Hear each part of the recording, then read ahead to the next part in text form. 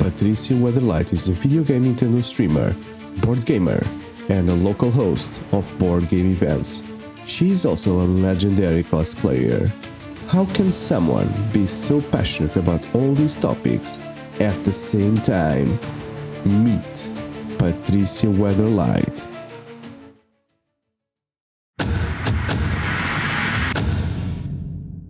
Hello, Patricia. Thank you for accepting this invitation and for being part of this conversation today. Hello, Joel. Thank you for having me here today. No problem.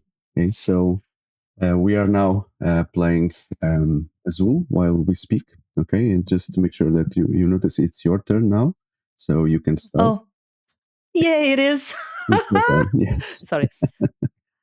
Okay, so I'm not the greatest Azul player, but I hope. Me neither, but we'll see in the end who scores more points. Okay. So, Patricia, on social media, you present yourself as a Nintendo streamer, board gamer, but also I know that you love card games, games with cards and everything related. So, for us to start, could you give us a short introduction on what's happening in your life right now? Oh, okay. So there's always a lot going on. So first of all, my name is Patricia, and I usually go with the name Weatherlight everywhere I can when it's not occupied. So yeah, first things first.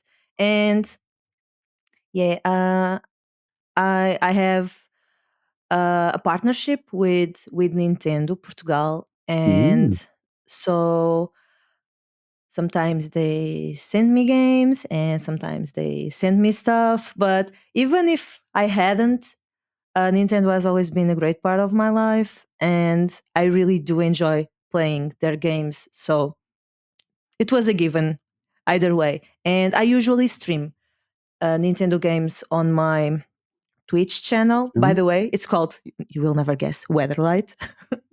So, wow. Go figure. Yeah. Yeah, incredible, right? And yeah, I usually stream Nintendo games and I love it. I love a lot of stuff, but we don't really have time for everything, so I have to pick and choose. And yeah, I choose Nintendo, and I choose The Legend of Zelda, which is like life. Okay. So yeah, we'll deep dive a little bit on those topics, I guess. But before we go deeper, indeed, does the Weatherlight name has a special meaning? And let me try to guess, Patricia, because I know you are a magic fan. So is it related with Magic the Gathering somehow? Yes, it is. Good guess. I knew it. I know it. Why Weatherlight? Why Weatherlight? So when it has nothing to do with it, but when I started playing League of Legends, nothing to do with it. I needed a really cool name, and I thought, yeah, I've always played Magic the Gathering. Not always, but I started in 2003, and I've played for a long time. And it was a name that just came to my head. Weatherlight has a nice ring to it, you know. And well, it's a flying spaceship, a flying boat, actually. So it's pretty cool. And it's the name of an expansion. And well, it was free to use. So it was a good choice. But I think I already used it before when I played World of Warcraft, I think. I'm not really sure on the timeline right now, but yeah, it was a really nice game. I've always loved Magic the Gathering, and I love to play it. I still do. I try to avoid it, but I still do a lot. That makes So sense. yeah, Skyship Weatherlight. Since this is also From a board game, Tempest. what can you describe? What is your connection with board games at the moment? At the moment, so we have played board games for a long time now, and this year I think it clicked. I mean, let me go just back a little. We found out there was a group of board gamers in Setúbal like 12 years ago, around 2012. And we decided to check it out and go to some meetings and start meeting people. And it was like a great decision because our collection was really short back then and we learned a lot and we bought a lot of games. Looking at your camera, I can see that somehow that happened also along the way for you. You can see my collection here because it's on the living room, but it exists and it has been growing throughout the years. But I guess the journey started in 2012, and when we discovered the board games of Stubble group, and we started attending meetings, and for a few years we kind of stopped. We just played here and with friends, and we didn't really attend any meetings at all. And guess what? In the last 10 years, the scene in Portugal, it grew a lot. You probably know it. Yeah, the board game scene grew a lot, and you probably know it better than I do. And at the beginning of this year, last year, when I started digging on that again, I was like, Jesus, this is huge now. And there are lots of meetings going around the country and a lot of meetings going here nearby. And I I tried to check how was the status on the board gamers of Stubble group, and it wasn't really clear for me if there were a lot of meetings going on or not. So I contacted them and I tried to see if there were meetings going on, and kind of. I'm not entirely sure of the answer here, but there were, but there weren't really. So I talked with the one of the founding members of the group, and I was like, I want to pick this up again, and I want to make to organize more meetings in Stubal, and can I? And he was like, sure, go ahead. And so we started doing it again in May. No, in June this year, 2024. Okay. And yeah, meanwhile we discovered that there was another group of people also. Don't forget the game. Yes, I was going to say. Oh, yeah, good catch there. Good catch. Yeah, that was waiting for me. Yeah. And yeah, and we decided to pick it up again. And there was already another group also trying to start board game meetings in Stubal. So we got together with them and we started doing some meetings on the center of Stubal, actually, near Avenida Luisa Todi, the only street Stubal has on Monopoly. But yeah, it's really it's really in the center, and it has lots of parking, and it's really easy to get there, and has lots of restaurants nearby. So we thought, yeah, this is the place, because everyone can come to Stubal and just have some chook, frites, and fish at lunch, and then go to the board game meeting. So yeah. And besides that, oh, sorry, I talk a lot. Besides the board game, you are extending the invitation to everyone listening, and closer to Setúbal, one city in Portugal, near 50 kilometers from Lisbon. You get together. Is there a fixed date for your event? Yeah, we usually try to meet up the second Saturday on each month, so that it doesn't collide with Seychelles, because Seychelles goes on the first and third Sunday, and we thought, Seychelles it's pretty near, and it would be silly to just try to make it at the same time, not at the same time, but at the same weekend. Yeah, that would be silly. So let's go with the second weekend. And so we aimed for Saturday, and we managed to do it, and it has been great. So if I understood correctly, you are now an organizer of the event. You are the organizer. Yeah. So this means that if you had to point out like challenges that you face when organizing a board game event, what kind of challenges are there, and how do you overcome them? For people that are listening and maybe willing to follow the same experience and creating something on their own backyard, what are the challenges they may eventually face? Well, first of all, and this might sound a bit silly, but we had a previous experience from 10, 12 years ago, and I was really afraid that if we made the event open for everyone, as it should be, as it is, as everyone's events are. Like you can just come in and you'll be accepted. No registration, no entry fee.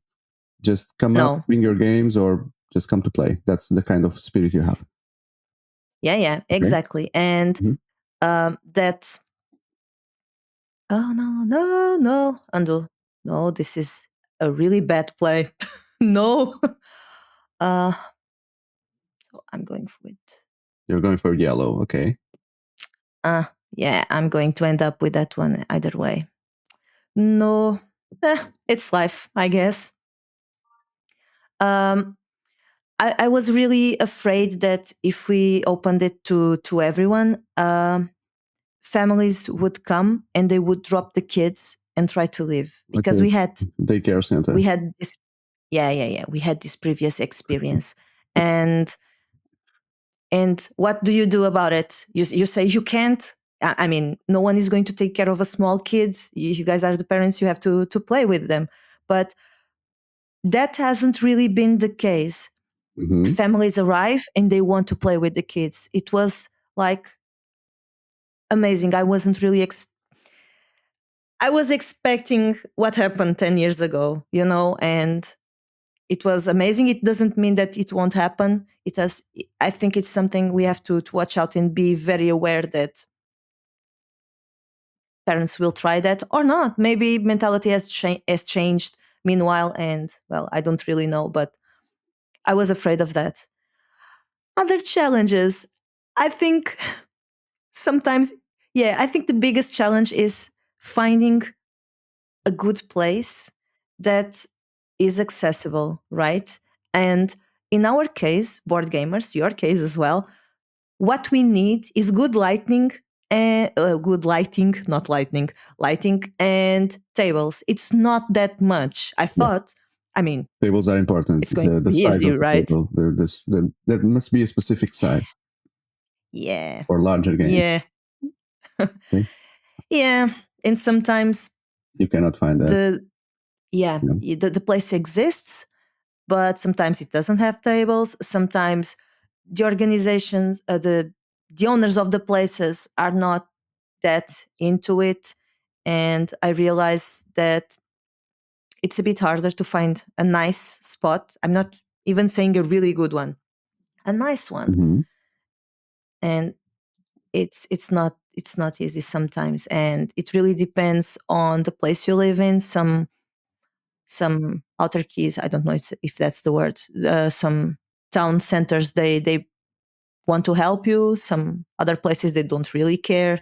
And I think that's the main challenge. You need to find a good place with parking, with ways of people arriving there, with public transportation or by walking. And I don't know what challenges do you face in Costa da Caparica, but thank you it's probably not easy as well. Advertising my event. Yes, it's very similar. Light is important, especially in winter and when it goes darker. You need to have interior lights that sustain that darkness. And I've all that you said is true. I would also add that it's important to have some kind of bar around for two things. Especially first, because if the place is free, then if you consume something, you are helping because you need to eat, right? If you are helping the place to get some revenue and sustain the event without looking at it as, hey, these guys are occupying the space and are not giving us. So and the second thing, and probably more important, is because these events take like 9 hours. Right? Some people go there like for 9 hours, and you need to eat. And if eating is a constraint, for the event. If you think to go there for 9 hours, but hey, after 2 hours I'm already hungry, there's nothing for me to eat, etc., I guess it won't work. So if there is something around, and my place has interesting stuff, it's a bar with restaurant with food, you can eat the cheapest thing, the meals, etc., it's really important to sustain the experience as well. How big is your event? Yeah. So just for us to have an idea, like the maximum amount of people you had at the same time. We had around 60 in August, I think. August or August. 60. And nowadays it's like around 40, 50. It really depends, because when you do it only once a month, and that's the case, sometimes people can't go, right? And after that, they only come in the next month. So you can't really have a clear picture if someone is going to return. Sure. Well, a lot of them already return because people like this and people were looking for this. So 60 is very cool. It sounds almost like Seychelles from what I remember, which is very oldest. It has like 9 years already that exists in 9 years, for 9 years. Yeah. How do you decide which games to feature at your event? Oh, that's a really nice question, because I asked that myself. And thank you when for we started throwing me on the 6 negative points. Thank you, Patricia. You're welcome. Thanks. I just got 6 negative points thanks to you. No, 8. 8? 8 no. already. The other 2 I already had. So, but now you left me with the 3 blues. So yeah, 6 negative points. You're welcome. Sorry. Who knew that Azul was so cutthroaty? I mean, I found out that recently while going to some tournaments, Azul tournaments, and everyone is like just punching me in the face, and I'm like, oh, I thought this was like a soft, happy game. No, that's true. No, Boardgamer Arena? Yeah. Yeah. On Boardgamer Arena, on the Maior da Minha Aldeia, the tournaments, That's the best of the best from around. Yeah. And someone told me, because Azul, you need to count the pieces and stuff. And I was like, oh my God, serious business. I was not in that mindset, although I like competing and I like going to tournaments, but I was not into that mindset. Now I am. Bam. You know that I was facing a pro here today. So no, I lost miserably. I need to double the attention now on the game. Oh, but yeah, you were asking me how we chose the games. So we have a lot of games in our collection, and we have mainly games that we like to play between us and with our friends. Remember, we had like 6-7 years that we didn't really play with outside people for whatever reason. I don't even recall, but we were in our tiny corner, so we had our own games that we play with each other and with our friends, and it was mainly that. We don't have kids, so I had no kids games whatsoever. And then we started thinking about doing these meetings again, and we looked at our games and we thought, no, we need a wider range of games, because you can't only have like medium and heavy and a few random hard to get into games. Sometimes some games are not like that easy to present to someone for the first time.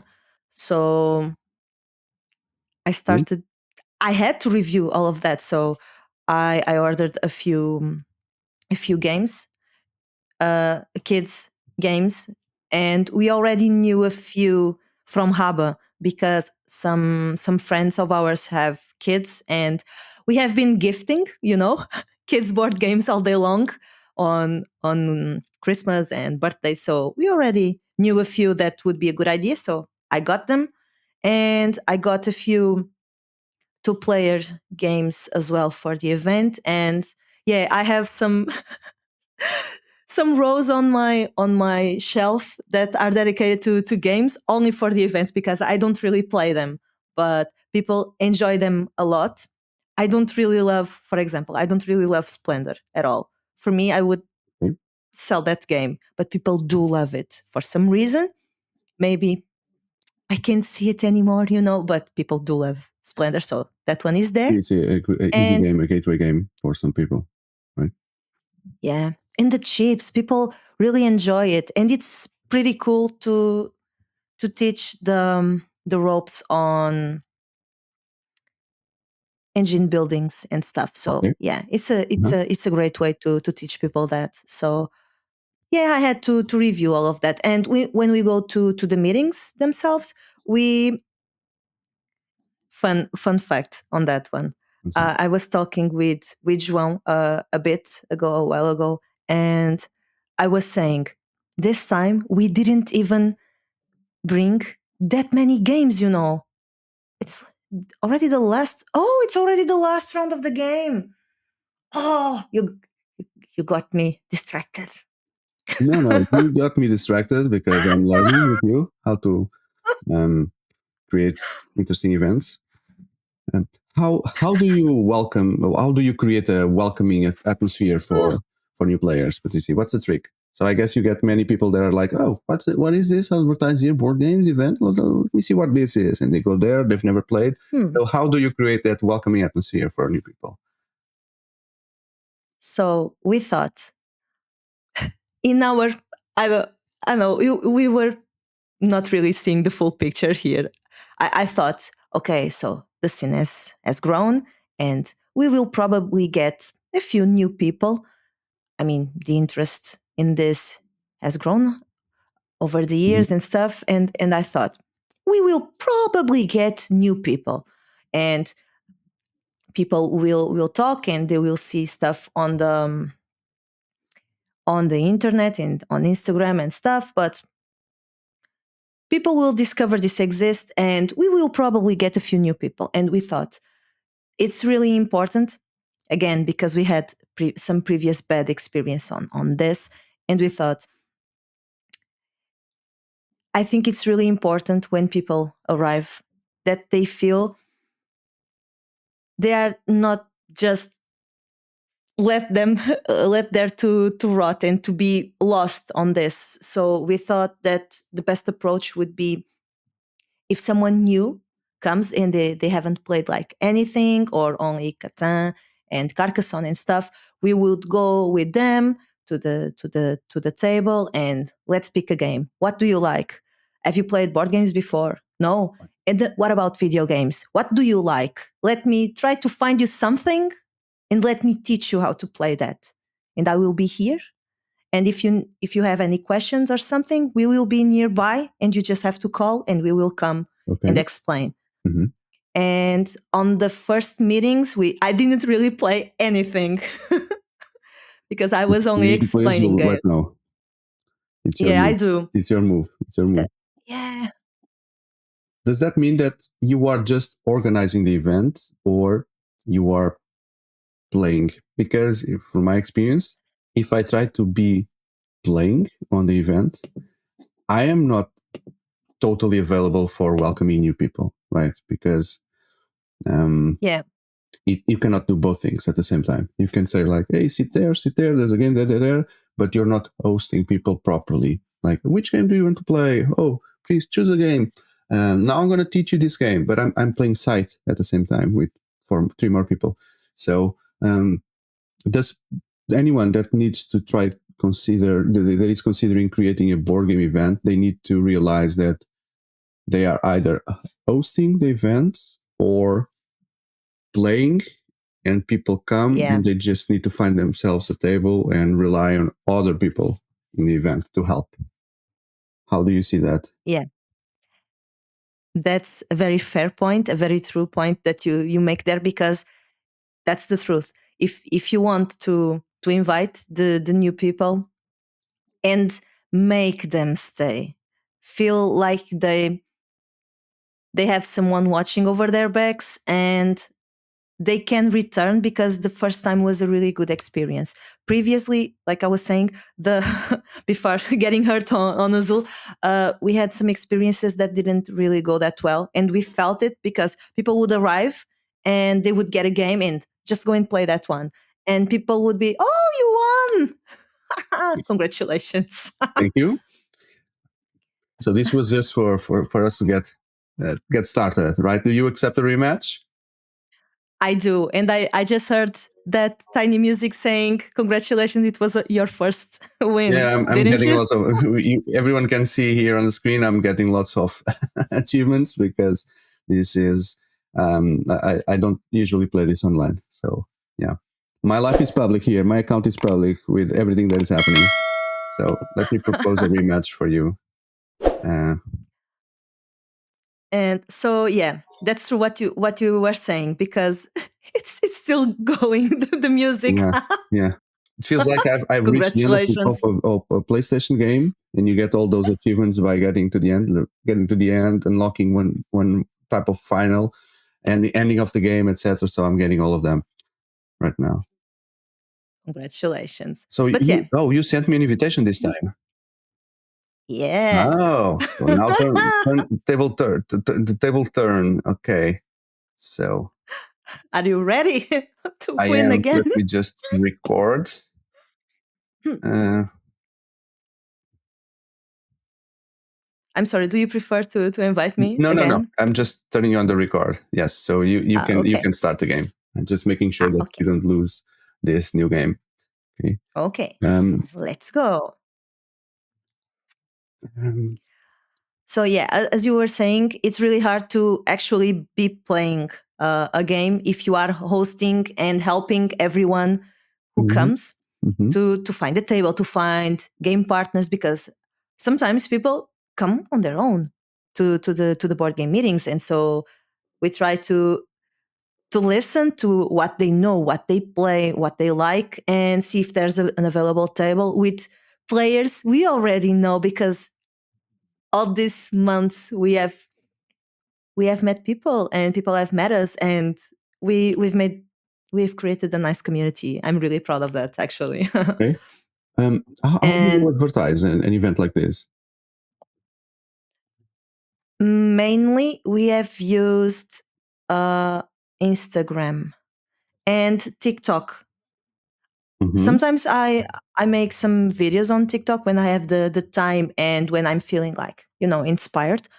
And they went really well, and we managed to get a lot of new people. It was really surprising, actually, but it worked wonderfully.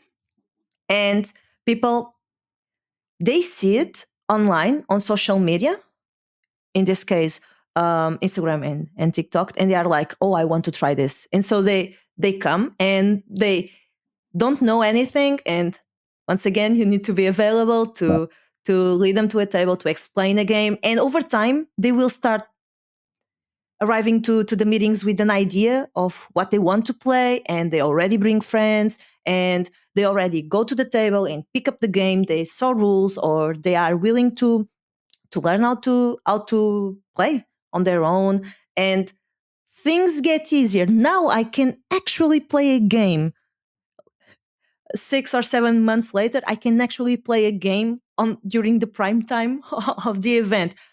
A few months ago I couldn't really, because I would need to be talking and hosting and explaining rules. Nowadays I can, but um, yeah, on social media it has helped a lot. I don't think Facebook works anymore. I think it's really dead. I don't know what your opinion is on that, but we have a I have no Facebook opinion. page. You do? I don't have any opinion on Facebook. You don't? No. Yeah. I mean, the Facebook page is kind of dead. The Facebook group has like almost 150 people, I believe, but no one is seeing stuff there anymore. So I've asked people, how did you learn about this? How do you know our meetings exist, and why are you here? And it's mainly Instagram and TikTok with some videos I made, and we also make the information available on the on Stubal's agenda. You know, The cultural the agenda. guideline of, CD. yeah. Okay. And some people actually saw it there. I Another wasn't channel. really Yeah. expecting. I guess Yeah, another I channel for wasn't you to really. promote your event. Indeed. Yeah, and yeah, you need to talk with the people and ask them how they knew about it. And a lot of Yes. them To get the feedback. said, yeah, a lot of them already say, my friend told me. I Oh, mean, word that's of really mouth is also amazing. working. Yeah, Yeah, important. That's important. yeah. And a lot of people just say, I was waiting for this. I didn't know this existed. If I knew, I would have come sooner, And it's really great because, they will return and they will bring more people with them. And that's how you get people to play with you. And then it escalates. You start few, and then it expands until you get to those 60 that you have at the moment. Okay. Yeah. So, Patricia, since you are so close, at least to your local community of board games, um, what are the trends that you are noticing on the board game community nowadays? You already mentioned that you see things growing. But in terms of trends, where do you see things going the next years? You mean in terms of what people want to play, or In how general, the will it? board games community. I I think, and I hope this is not just me, the hopeful me talking, but I really hope that, and I really expect that this will continue to grow. More and more people learn that board games exist and they do want to try. And as I well know, you just need to try one or two games that you really enjoy to be hooked. And I see that on they have arrived like 3 months ago, 4 months ago, and they already have a lot of games that they enjoyed and they bought, and they are willing to try new ones. And it's pretty cool. I think more and more this will happen because people, even if some new bystander just passes by and wants to know what this is, wants to learn more about it, and if they just arrive out of nowhere, they will see a lot of people engaged and happy and enjoying what they're doing. And this is contagious. People will want to try it and we want to enjoy it as well. And so they will be curious and they will want to be part of it. So yeah. Just thinking here on my play. This is not going well. Doesn't look like going well. What is the future goal for your events? I would really like, and everyone is talking about it already, and I think that for next year we want to have 2 meetings per month. I think it's the natural growth of the thing, because people are really enjoying it and they want more days to be able to play and experiment new games and bring the kids, and the kids want more days, to play and do something different, and they really enjoy it. And it's really been like a warm in my a really huge warmth in my heart to know this and to see this, and the kids are really excited about the meeting. For example, yesterday when one of the kids arrived, she was like, oh, my gymnastics took way too long, because she wanted to to be there earlier and to play a lot more, so yeah, I think this will grow a lot more. And yeah, I hope so. I'm really hopeful for that. What about you? Yeah, you're right. Just if you increase the number of people, that's a good sign. So if there's no people going through, that means that the event is going nowhere as well. So somehow the game is now pressuring us with we've been doing a bit. We have this pressure now from the game itself for us to play.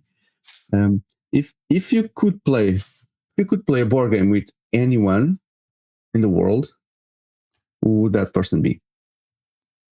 Oh, oh, yeah. I would really like to play with Z Garcia, from the Dice Tower, because I really enjoy. I really enjoy his videos, and I feel that we have very close tastes in games, and he really enjoys deck builders and games with cards. And I always go to his videos to see his opinion on that game, because probably my opinion will be similar, you know. So I would really enjoy to play some, I don't know, maybe Dunimpirin, right? You also like what's the name of the game? State 51, the one that Yes, I like it a lot, and it's his favorite game. Never played, but because of Z Garcia, I'm interested in trying one day to see what does the game have. Oh, I have it, because so we can play. I need to go to school then for you to teach me. Or I can go to Costa. Okay, we need to. It's a really take care nice of that game. Okay. I noticed you have some videos that you call the Shell of Shame. Shell of Shame. I guess some people that a good part of the people that are listening to this, and they play games and they buy games and they hoard games, they have somehow of a shell of shame, right? What are your strategy? How do you do to reduce the games that you have on your shell of shame? Is there a strategy that you use that you'd like to share? So, when I decided to return to organizing meetings, that was one of the objectives. I wanted more people to play games with me, because clearly my friends weren't enough, because some games I know that they won't be going to the table with my current friends, with the current group I used to play. So yeah, that was one of the objectives, and I think that's really important. It's finding some people, some different people to play those games that you can't really play with your group currently, and that's the only technique I can think of, because yeah, some games will only go to the table with some people, some very specific people. Groups. Okay. Yeah, and that's the thing. And I don't know. I know some people, they just like make a plan, and we are going to play a new game on our collection like every week at least. I've tried. It doesn't work like that, because he's tired. I'm tired. I don't really want to play that game at the moment. I don't really want to read the rules at the moment. And the shelf of shame just keeps growing, and it keeps growing. It has grown since that video. Card games. What is your connection with card games? You mentioned already Magic, so what's your background on card games? So I've started playing Magic the Gathering in 2003, I think. What was the set that brought you in the game in 2003? Onslaught. Onslaught. I started playing back at the Onslaught block, and actually I would have preferred if I started playing a lot sooner, but for a lot of reasons that didn't happen. But I really enjoy card games, and I really enjoy the competition, and I think there's, I don't know, a thrill, because you are shuffling your deck, and it's like a kind of controlled environment, but it really isn't, because there's some luck with it. But I don't know, planning, thinking about it, and overall, I don't know, it's the competition.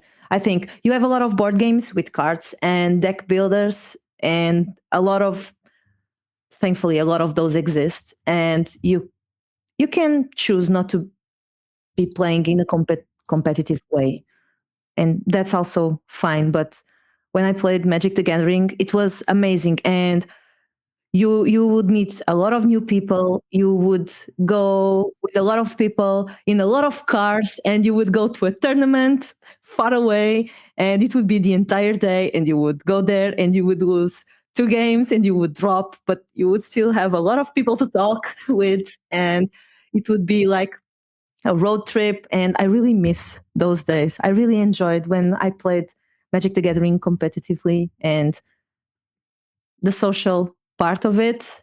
It was really Did you big win anything? for me. Oh yeah. Okay. Oh Tell us a yeah. little bit of your ranking or your background there. So my biggest achievement in gaming actually is on Magic the Gathering, because I made top 8 in a regional in Évora, and I actually managed to go to the Magic the Gathering Nationals in 2011, I think, or 2010. And so, yeah, I went to the Nationals. I got my ass kicked, like really bad, but it doesn't matter. I went to the Nationals, and it was an amazing experience. And I was really happy, and I was really panicking because, oh my God, how did this happen? How in hell I'm going to, to the Nationals? And I wasn't really prepared for that because, as you know, it's another level. Right. Yeah. I don't know. I never And played at that level, so I know just you didn't. So it was like this. You want to be good at that. So you have to practice, and you have to practice like a lot. And if you play Magic the Gathering or anything in a competition, in high competition level, the thing is you won't play anything else because you need to be good. You need to practice, and you really need to practice and know the meta and play with a lot of different people, because that's how you learn, playing with different people and people that are better than you are. Okay. And play against all kinds of players, all kinds of decks, all kinds of meta. And so, yeah, I wasn't really playing anything else, but it was really good. I really enjoyed it. Those few years, they were amazing. I don't know. I really enjoyed the competition. Do you still play nowadays? I wanted to. I wanted to. I'm not playing Magic the Gathering because I know that if I start again, I will want to play a lot again. The Magic the Gathering group of Setúbal will immediately be created if you get back into the game. I'm not entirely sure on the status of the Magic the Gathering players at the moment in Setúbal, because I'm deliberately, I'm really trying very hard to not knowing. You don't want to explore, because if you start looking at it, you'll get the feeling again. Okay. Yeah. You know that the game now is mainly Commander. Have you tried Commander? I have. It's okay.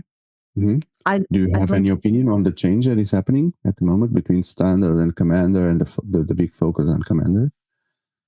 I don't have, because I don't know enough.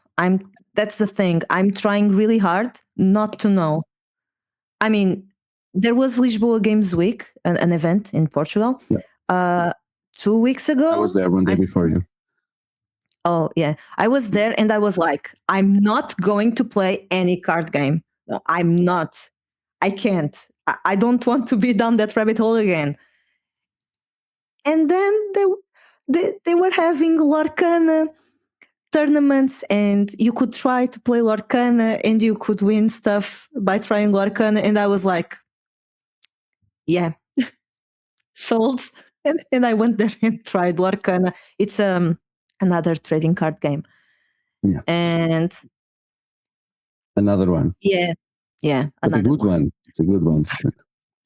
I'm not buying any stuff at the moment, but it's really hard because I really enjoy it a lot, and the thrill of playing it's immense, and I don't know. I know that I'm going to fall for it again. That's the thing. I know I'm sounding like a junkie, but when you enjoy playing something very much, it's really hard to be away. And I have a lot of good memories, related to that. And I really do enjoy playing card games. That's also one of the reasons why I love board gaming so much, because it kind of scratches the itch, I can play deck builders and a lot of card games on board games and on events, and I keep quiet about playing Magic the Gathering and other trading card games. Keep it steady. Because it's also cheaper than drugs, right? Like more expensive than drugs. So it's better to avoid that money trap. Yeah. But don't hear my words. I'm not an example. So you can see in the channel what's happening on my channel, what's happening on the card level. I'm sorry. Could you repeat, please? I don't take my words as an example, because you can see in my channel the kind of content that I have for card games, and it's too much. Yeah. And by the way, you won for 6 points only difference. Yes. Yeah. I guess we're tied. This deserves indeed a rematch to see. This is not between Costa de Caparica and Setúbal as well, right? Yeah. Yeah. Let's make both it the best of 3. Sul, so Margin Sul is happening right now here. Oh, yeah. So, we are fighting. Yeah. It's north side, east side. So, so what was your first trading card game? It was Magic the Gathering, 1998. Nice. Yes, but then I stopped. I've stopped for lots of years, and during pandemic, I got back. So, and I was drawn by, at the time, the art. I love the art, and yeah. I also, what I like in card games in general, but especially in Magic, because Magic is much more advanced than all the other games that I play, and especially in Magic, is like you have this setup of things on the table, some creatures, some enchantments, some lands, etc., and the opponents have another setup, and it's like a puzzle. You just need to look at the table and see what is the best way for me to go through this and win. And that's what amazes me on Magic is the setting. You have a fixed setting. How do you survive with this? And the cards in your hand. Think. And it then changes every turn, etc. But it's always a challenge for you to try to go through. That's what pushes me into the game. Yeah, and with the same setup, you are going to look at the game, and I'm going to look at the game, and we are going to make different decisions because we think differently and we have different experiences, and well, our skill level is also different, but a lot of things are going on, and so that's why it's also so great to see people playing the game, because you are like, oh my god, that's so bad, that was such a bad choice, but you don't know the full picture. You're not seeing everything, and sometimes that was really the debate play, and everything will come crashing down for the opponent in the next play. Oh, the thrill of playing Magic the Gathering. Yeah, it's amazing. I think you need to join the Azul, and it's waiting for you, like on your side, right, Patricia? So, still on games, but now video games. Games. Yeah. So you already explained in the beginning of our conversation why the focus on Nintendo, but you just play Nintendo games, or? No, I play everything. No, almost everything, because I get seasick while playing some stuff. So shooters and stuff I can't really play because I get sick playing it. Oh, it's so silly. Yeah. But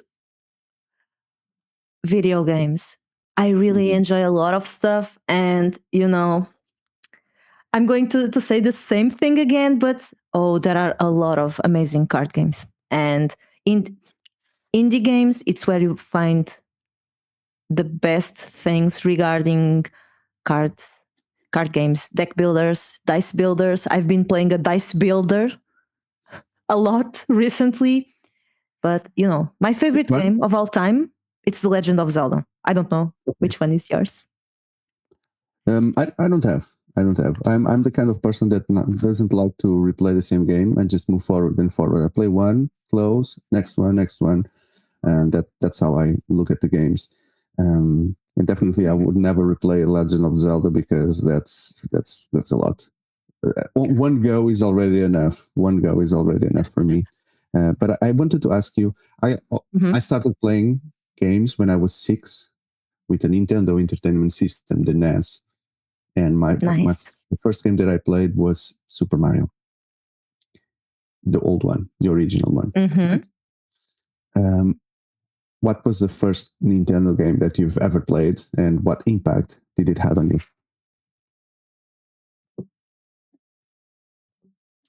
Remember? Not quite, because the thing is, I started playing really early, but not on my gaming consoles. I'm the eldest daughter, and I'm a daughter. And so my parents weren't really keen on giving me a gaming console because that was not really a thing that girls would do. So I was stuck and I had to play at my friend's house. Since then. Wow. Yeah. Nowadays, I believe it's not really like that anymore. Everyone plays, but 30 years ago, it was harder on girls to actually be able to play video games when your parents weren't really into it. So I think the first Nintendo game I played, I think it was at my cousin's house. I'm not sure. And I think it was also probably Super Mario because he had a Nintendo Entertainment System, Super Nintendo Entertainment System. Super Mario World then. Yeah, that was that cartridge with the 4 games.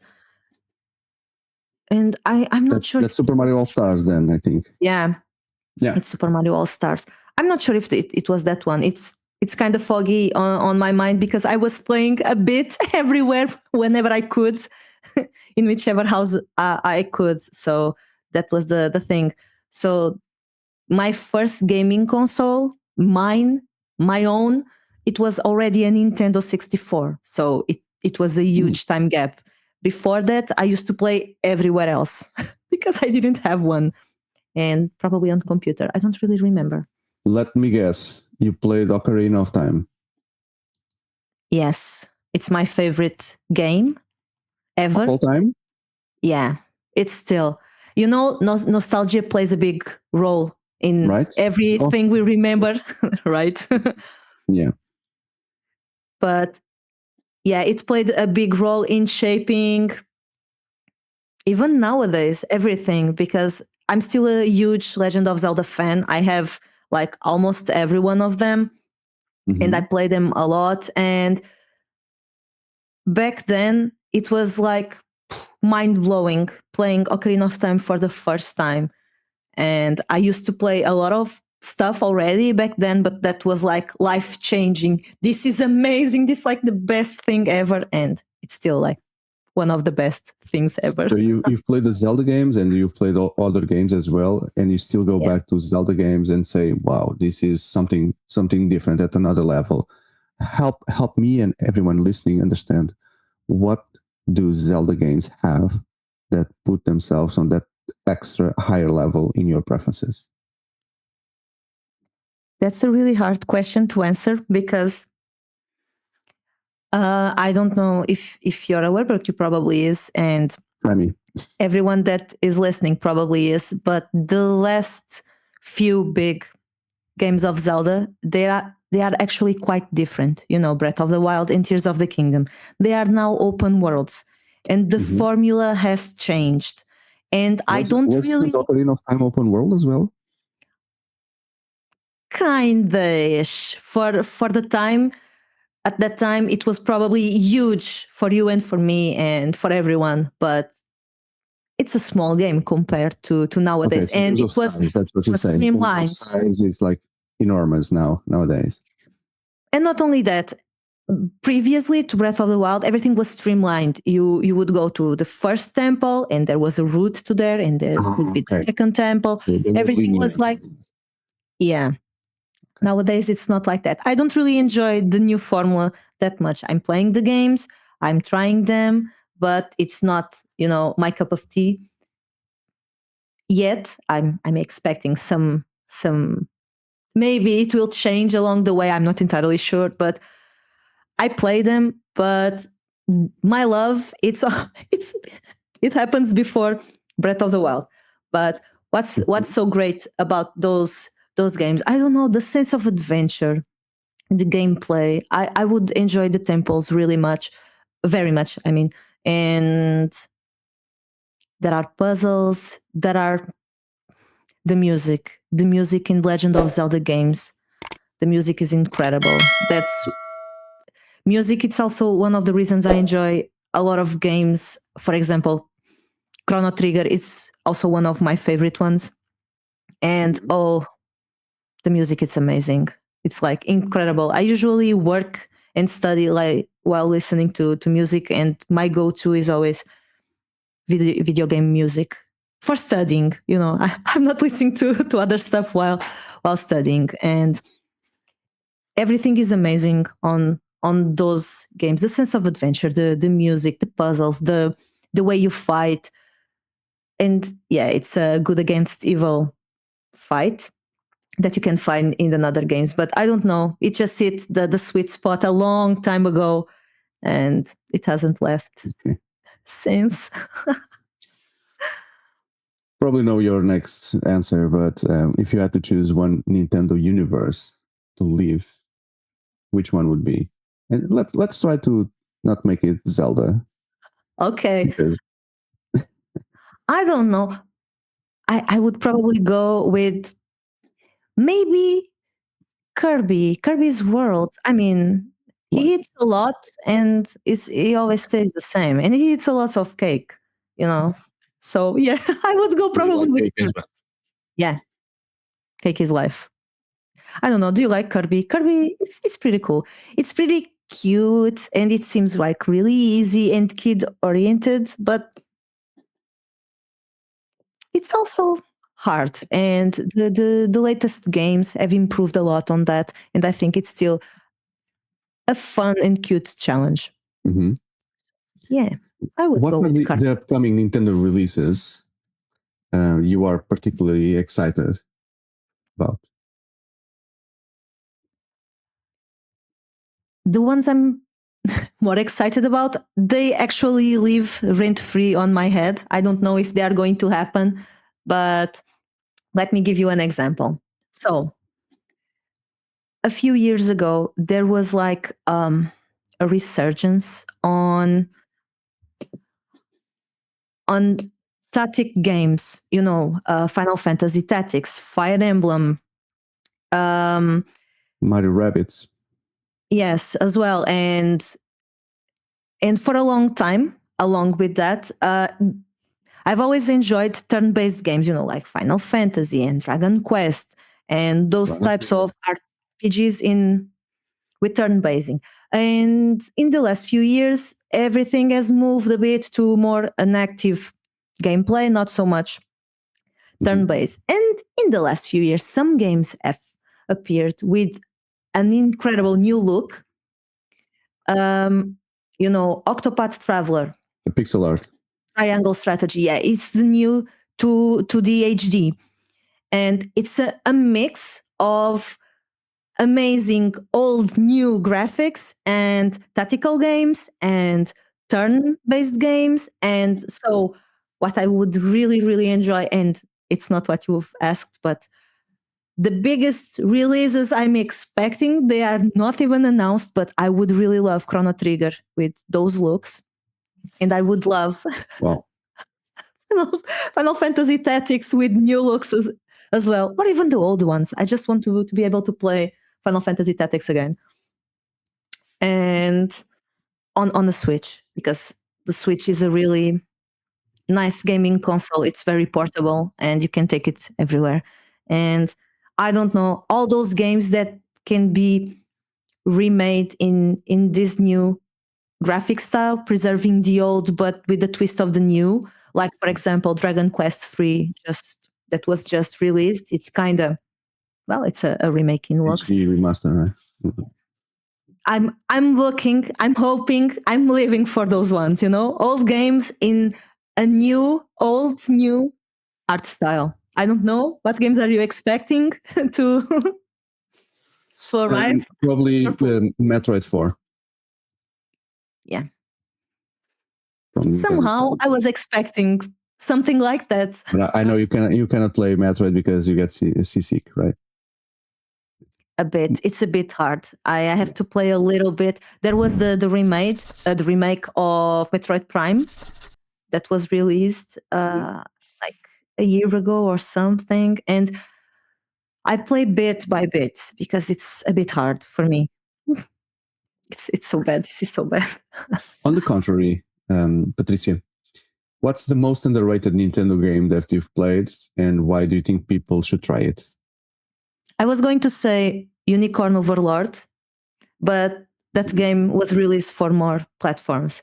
Unicorn Overlord is a tactical game with amazing graphics. It's from Vanillaware or something. They are the creators of Odin Sphere and other games like that. And the looks are amazing. The tactical game is amazing. The story I haven't finished yet. And although that game is really popular within the niche, I believe, I think it should receive more love than it has. I don't know if it's really that underrated, but I think tactical games overall should get more attention than what they actually. It will. After this video, the sales of the game will go after this video. So, hey, everyone listening out there, please go to the Nintendo store and buy the game. Yeah, but you can also find this one on other gaming platforms, so it's not really a Nintendo game. But I can answer with Fire Emblem, which is a Nintendo IP. It's also a tactical game, and I think the game has grown a lot since Awakening, the game that features Lucina, and no spoilers. It grew since that one, and with the Three Houses one, it became a really more popular franchise than it was. Although I think Three Houses it's not really that good in terms of the Fire Emblem franchise. But hey, you accept what you get, So if people are learning more about those franchises with, well, a game that I might find not that good, but it's okay because that means that more games will be released. So I'm fine with that. But yeah, other games are really underrated and should get a lot more love. Okay. Thank you for sharing that. And how do you connect with your audience during streams? What's your recommendation, especially for people that are trying to do that, starting that? Engage with audiences during streams. Well, if you are really good at playing something, that's totally not my case. If you are really good at playing something, people will often see your streams because you are really good and you can learn. Okay. Yeah, you can learn with that people you are seeing how to play better. But I find that nowadays people want to connect and want to learn about new stuff that they haven't seen yet. And sometimes that's why I think this kind of shows has been growing a lot, because people want to see people talking about something and giving their opinions. And I think that's a content that you can see actively and also passively while doing something else, because you want to just have someone on your ear talking or something like that. But I feel that most of the time, the people that arrive at my channel, they want to learn about some new Nintendo game that they are looking. Exploring. They want to see if they will like or not. But yeah, that happens. But most of the time, they want to talk, or they want to see people talk about something and also engage and also have the chance to say their bit on that thing, their thoughts, and talk with each other. And I don't know, my streams usually are around that, around talking and having others talk as well. And I don't know, people want to be engaged with others, very much like board gaming. Mm-hmm. So Right. I think that either you play really well or you engage really well with people who want to engage with you and learn more about the stuff. Board gaming is a niche, but also happens online, and people want to know your opinions and think, and they want to know, to see how do you feel about this game versus that game and stuff like that.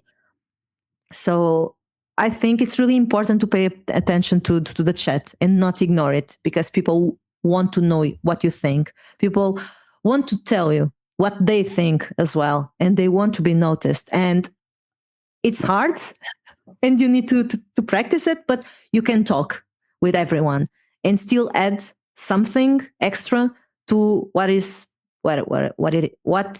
being discussed, and people want to see opinions and stuff. And how are you all already ending the game again? Yes. So yeah, 34-26. Don't forget that it's not only the pressure of playing against the host, you're representing the whole city of Setúbal, so don't embarrass them. Okay. Is cosplay still an important part of your life, Patricia?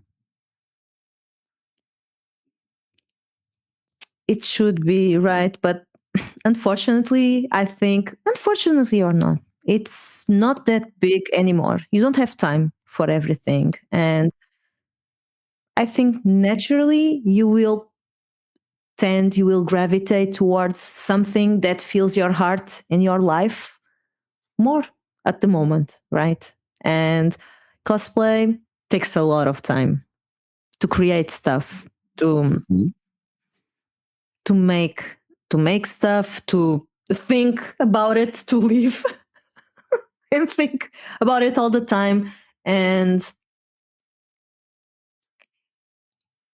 nowadays I think it doesn't really make me happy that much anymore compared to other stuff. I prefer my board games, I prefer my video games, I prefer my podcast that I have with with a lot of people about board games and whatever.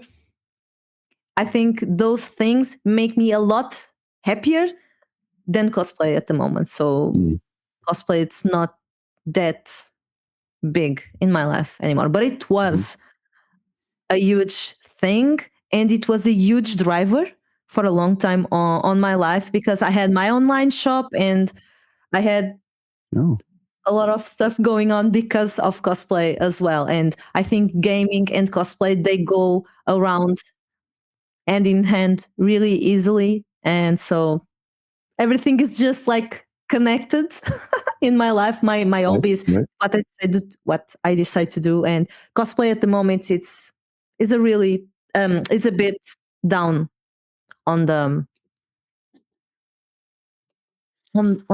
importance of things in my life at the moment. I can see in your social media page that you cosplayed, I think I'm using the right verb, characters like Liliana from Magic, Queen Ash.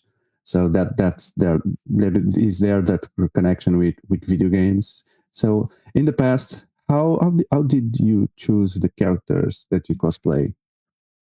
And I'm going to still do some points. And you're going to get some negatives. It's okay. That's life. It's okay. How do you choose a character, Patricia? Usually it was a character of a game that I was really passionate about at the moment. Okay. So it's like that. This at all. Feeling. I love Liliana. I'm playing with the Liliana deck. I want to be Liliana in a cosplay event. I wasn't really playing Magic at the moment at that time. Oh, margin. There it is. 2 against 1. Yeah. 2 against 1. But yeah, I had wanted to make a Magic the Gathering cosplay for a long time, and so that was the time. And the reason why I haven't done a Zelda cosplay like ever, it was like I was always postponing it. Like I want to make a really amazing cosplay, so not now. I need to learn a lot more, and so I never did. But I have like 3 League of Legends cosplays because that's what I was playing at the time. I have a World of Warcraft cosplay because that was what I was playing at the time and after and before, but at the time. And what more? I don't know. It's mainly games that I was playing at the time because you love the game, you love the character, and why not cosplaying it? It's like I said, cosplay and gaming for me always went hand in hand together. And did you create your own costumes yourself? Yeah. Okay. Yes. For example, please. Yeah. For example, the Queen Ash cosplay, everything that on that was made by me except the crown, but the dress, the bow it splits on 3 parts, so I could I could bring it on my car, and I could bring it on the bus when I went to a convention. So it splits in 3. I projected all that, I made all that, and the bow still lives. I'm not entirely sure where, but I think in my parents' garage. But yeah, I did everything. With Liliana, not everything, but almost everything. It was me. Yeah, because I know that's the thing with when your hobbies go hand in hand together with your work. Because of cosplay, I had sewing classes. I learned how to make clothes, and that was my job for a long time. I had a shop. I made cosplay accessories and plushies and stuff, and I sold it online, mainly to the United States, and that was my job for a long time until the pandemics. I had my shop and I did my stuff, and it was really intertwined with cosplay and gaming because I made a lot of gaming stuff as well and sold, so it's always together. So yeah, I learned how to make better cosplays, and because I wanted to make better cosplays, and then that became my full-time job because of it. So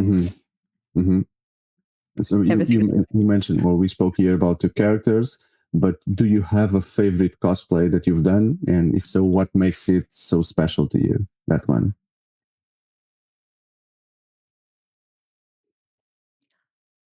Although I don't play League of Legends anymore, Queen Ash was probably the cosplay I enjoyed the most, and it's probably still my favorite one because I did a lot of stuff with it. I went to competitions. I cosplayed with my sister and my friend, and we did lots of presentations, different ones with those costumes, and we had a lot of fun. And I went to a lot of conventions, and people would love to take photos with me because I had a huge bow and I had a very nice costume, and people would be like, "Oh my God, that's Ash from League of Legends." They would want to take pictures, and it was really fun, So that's my favorite costume because of fun. It was really a lot of fun, and that's what cosplay is supposed to be: fun, and gaming as well, fun. So yeah, it's that. How do you feel about the increasing popularity of cosplay? And does it change the dynamic of the community somehow? It does a bit. I think, well, I've been cosplaying for 20 years now. Wow. And yeah, and it was really different back then. I'm not going down the road of, oh, it was so much better back then, but it was different. Like with gaming, we were not as many practitioners like nowadays. So we were really few, and you didn't have a lot of fancy materials going on. So it was more like of a do-it-yourself stuff with whatever stuff you have around. And that's why my props are always made of electric tubes and expanding foam and random stuff that I had laying around, because you didn't have like amazing materials like nowadays. And I think it probably was more fun back then because everyone was on the same level of, you don't have stuff available, so you have to do with whatever you have around. And no one was really that good yet, at least in Portugal, because we didn't have that many stuff here to make cosplays. Yeah.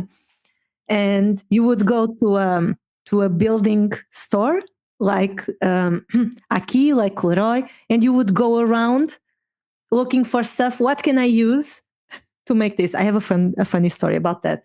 Me and my sister, we were looking for something to make her long hat. She made a Caitlyn cosplay. It's a League of Legends characters, and so we went to a shop in Setúbal, and for a long time we were grabbing waste bins, trash cans, and putting on our heads.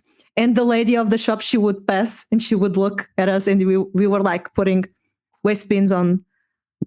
What was the cosplay costume? Was it Pyramid Head from Silent Hill? No, it was Caitlyn from League of Legends, because she has a tall head. I don't know that. Yeah, and so we were putting stuff on our head, and she would go and she would be like, she would just like shake her head and whatever. They're putting like bins on their head. Okay. As long as you pay for it, do whatever you want with the trash bin.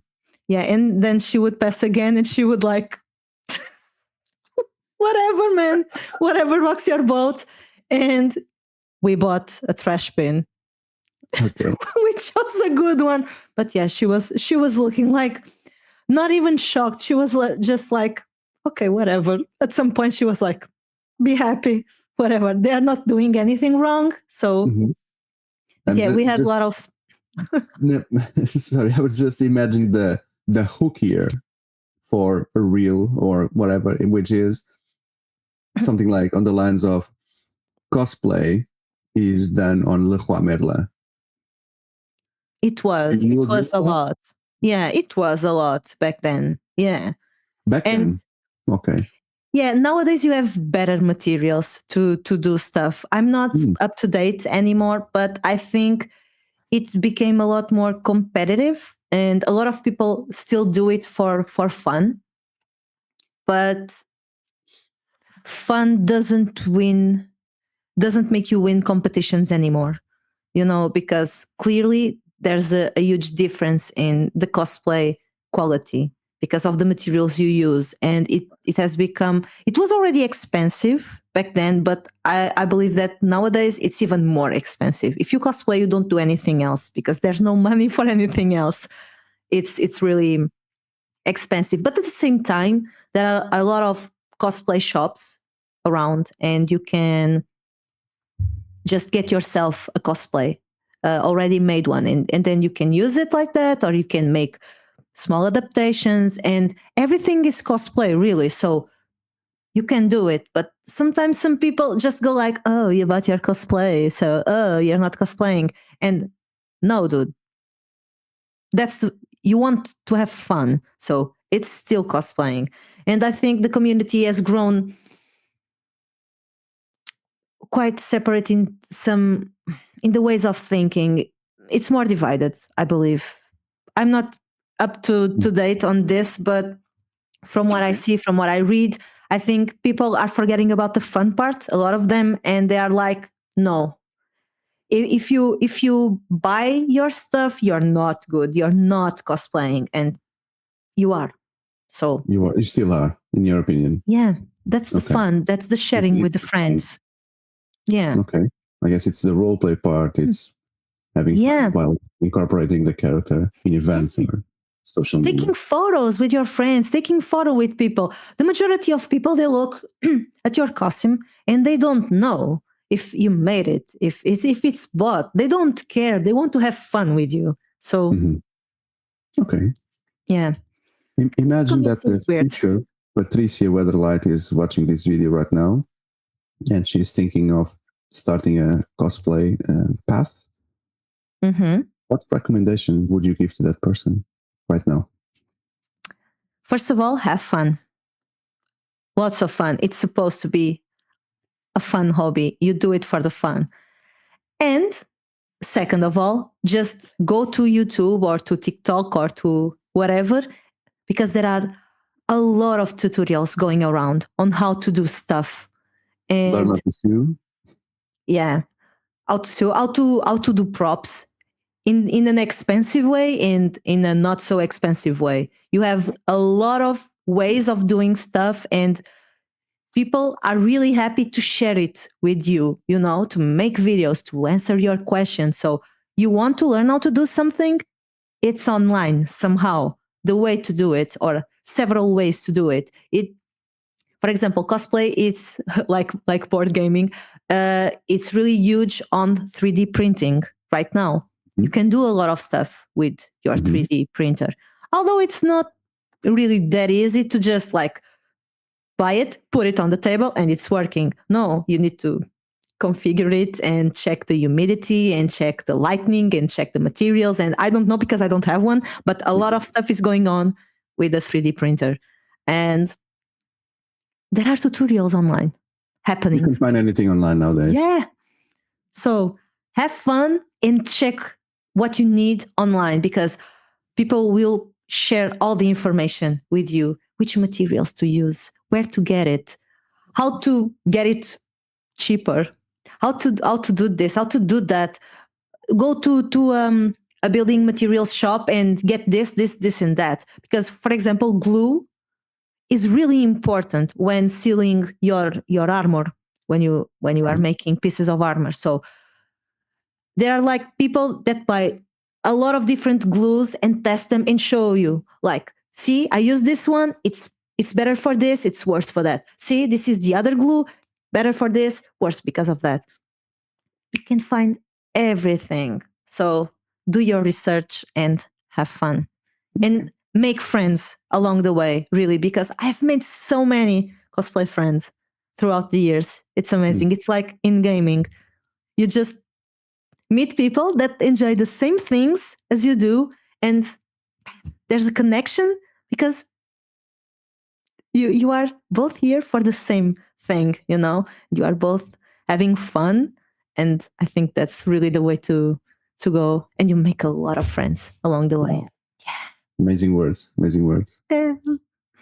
which leads here to one of my final questions, Patricia, which would be, imagine that you have unlimited budget. You can do whatever you want. You can buy whatever you want to make a cosplay costume. Who would it be, and what would be the costume? The costume that I would make. You don't need to go to Leroy Merlin anymore. Oh, I don't know. There are huge armored cosplays and stuff, but I don't know, since I always prioritized the fun and the love for the characters and being serious. I really do enjoy my long skirts, feeling like a princess, kind of, but like a badass princess with weapons and stuff. I don't know. I think I would really enjoy to have an amazing Zelda costume, but this is not even thinking that high, because the costumes are really easy to do. Yeah. Okay. But I don't know. It really would depend on the stuff I'm playing at the moment. But back then, when I played World of Warcraft, there are a lot of amazing armor sets. And I would probably go with the Paladin one, because the only Warcraft cosplay I did was a cloth one, because it was easier to do cloth stuff than an armor. But yeah, I would probably go with a full armor of something. I don't know. I would have to check my all my wishes, throughout all these years. But it would probably be like some kind of Lightbringer, whatever kind of character. Yeah. Because paladins rock. They are amazing. Cool. Everyone is picturing now Patricia as a paladin, very shiny. I'm really short. I would be a really short paladin with some bulky shoulders, It's amazing. Okay. Yeah. Okay. In the end, I always challenge the guests of this show by giving you two words that are related to you, two words or expressions, and you need to pick one as being your favorite between the two. And then I add another one, and you need to do the same comparison. And I keep adding, and what we'll have is, in the end, you've chosen the area which is more important for you. Okay. So let's try and see how it goes. So between Nintendo games and board games, what would you choose at the moment? Yeah, we know we cannot choose between our children, right? But right now you need to. Although it pains me so much to say this either way, I would go with board games because I have a lot more plans for the future on board games. Ooh. And also you lose the sponsorship after this one. So. Yeah, it's really hard. You can't really choose between your two babies. No, but you will get lots of new partnerships and sponsorships through board games. If board games keeps being the favorite, because now I need to challenge you between board games and cosplay. Oh, board games. Right now, board games. That's the easy one. That's not the kid at the moment. Cosplay, it's more like the friend of the kid. So he can come to the party, but he can't be here all the time. So yeah, board games. In between board games and card games, trading card games, or collectible card games, as you might. I would go with board games, because with board games I can keep the trading card games need kind of in check. In the other way around, it would be harder. Yeah, because one is more versatile than the other. So I would still go with board games because there are deck builders. You can still see the cards and feel the cards and play with the cards. Okay, that's the wise choice. So today we met Patricia Weatherlight, board gamer above all. Your selection. Before we go, I would like to ask you, who would you recommend for me to reach out and bring to this channel? I would like very much to suggest Katia from Jogos à Mesa. I think it would be a really fun experience with her. And also with Tiago and Sara from Jogamos. Challenge accepted. Patricia, thank you very much for accepting this invitation. I hope to see you one day in person in either one of our events or, who knows, anywhere out there. Oh, it will be in 2025, I'm sure. With all the events and big events going on, I'm sure we will cross our paths. Thank you for inviting me. I'm sure of it as well. Thank you. Goodbye. Goodbye, thanks.